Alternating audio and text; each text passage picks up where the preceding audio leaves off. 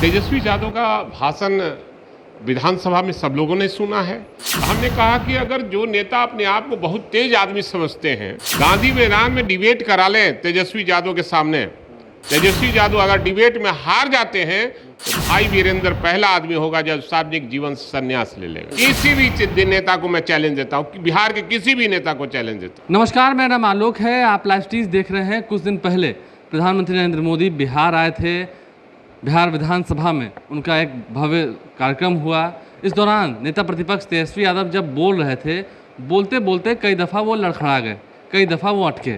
ऐसे में खूब निंदा हुई। हालांकि बाद में ये बातें साफ निकल के आए कि तेजस्वी यादव की आंखों में थोड़ी समस्या है, वो डॉक्टर से दिखा रहे हैं। इस वक्त भाई वीरेंद्र हमारे साथ हैं। तेजस्वी यादव का लड़खड़ाना, अटक जाना काफ़ी चर्चा का विषय बना। नहीं, ये सब बेतुकी बात है।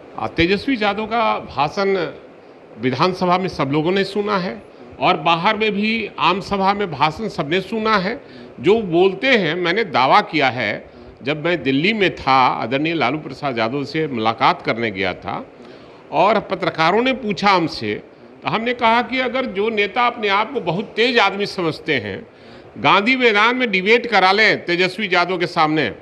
तेजस्वी यादव अगर डिबेट में हार जाते हैं तो भाई वीरेंद्र पहला आदमी होगा जो सार्वजनिक जीवन से संन्यास ले लेगा। तो उस मुद्दे को अटके वो अरे भाई, उस मुद्दे को किसी ने नहीं उठाया कि जो हमारे नेता तेजस्वी यादव ने जननायक कर्पूरी ठाकुर को भारत रत्न देने का मांग किया है और देश में जो बिहार में जो सुधार करने की बात कहा है, उसकी चर्चा किसी ने नहीं किया। और कहा कि अटक कैसे गए भाई?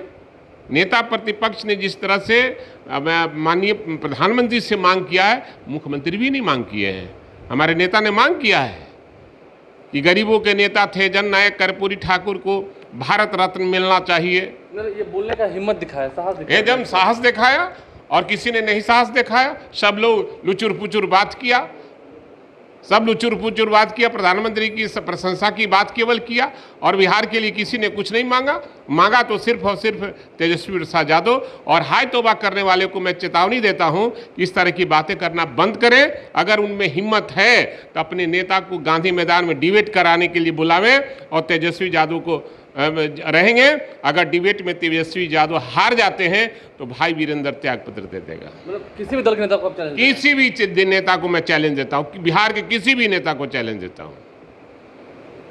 लगता नहीं है कि काफी बड़ी बात कर रहे हैं भाई वीरेंद्र? एकदम बड़ी बात नहीं। मैं जो कहता हूं, भाई वीरेंद्र जो कहता है वही करता है और राजनीति में हमारी यही पहचान है कि जो मैं कहता हूं वही करता हूं। ठीक है, आज यशवंत सिन्हा भी आ रहे हैं, एक बड़ी बैठक होनी है, क्या तैयारी है? लगता है मैंने पहले ही कहा था कि हमारे नेता, विपक्ष के नेता और उम्मीदवार तेजस्वी जसवंत सिन्हा जी हैं और आज हम विधायक दल की बैठक और गठबंधन की बैठक मौर्या होटल में हो रही है और हम लोग एकमत हैं कि हमारे नेता जसवंत सिन्हा और राष्ट्रपति के उम्मीदवार हैं, उन्हें हमको वोट करना है। इंडिया के लोग कह रहे हैं कि पहली दफ़ा एक महिला जो कि काफ़ी पिछड़े समुदाय से आती है, उसे आगे बढ़ाया गया, तब भी विपक्ष को दिक्कत हो रही है।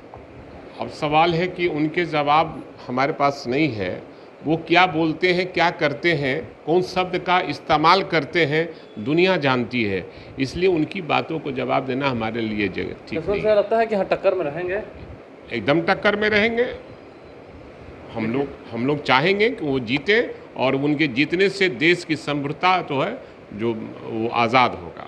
देखिए, भाई वीरेंद्र क्या कुछ कह रहे थे, उन्होंने दावा भी ठोका है और एक बड़ा चैलेंज भी दे दिया है सत्ता पक्ष के तमाम नेताओं को। बहरहाल देखना यह है कि कौन वो नेता होंगे जो तेजस्वी यादव के साथ डिबेट करने के लिए सबसे पहले आगे आएंगे। हमारे चैनल को सब्सक्राइब कर लें, साथ साथ फेसबुक पेज भी लाइक करें। धन्यवाद।